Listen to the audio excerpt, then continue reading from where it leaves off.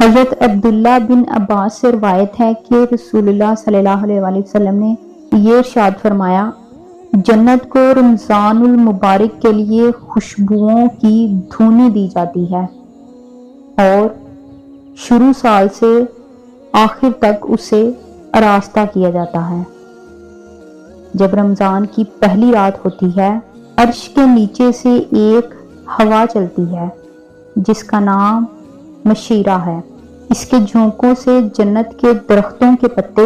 اور دروازوں کے حلقے بجنے لگتے ہیں۔ جنت کے دروازے حضور صلی اللہ علیہ وآلہ وسلم کی امت کے لیے کھول دیے جاتے ہیں اور جہنم کے دروازے بند کر دیے جاتے ہیں، اور جبرائیل علیہ السلام کو حکم ہوتا ہے کہ سرکش شیاطین کو قید کر کے گلے میں توق ڈال کر دریا میں پھینک دو تاکہ امت محمدی صلی اللہ علیہ وآلہ وسلم کے روزوں کو خراب نہ کرے۔ حضور اکرم صلی اللہ علیہ وآلہ وسلم نے یہ بھی فرمایا کہ اللہ تعالیٰ ایک منادی کرنے والے کو حکم دیتے ہیں 3 مرتبہ یہ آواز دے،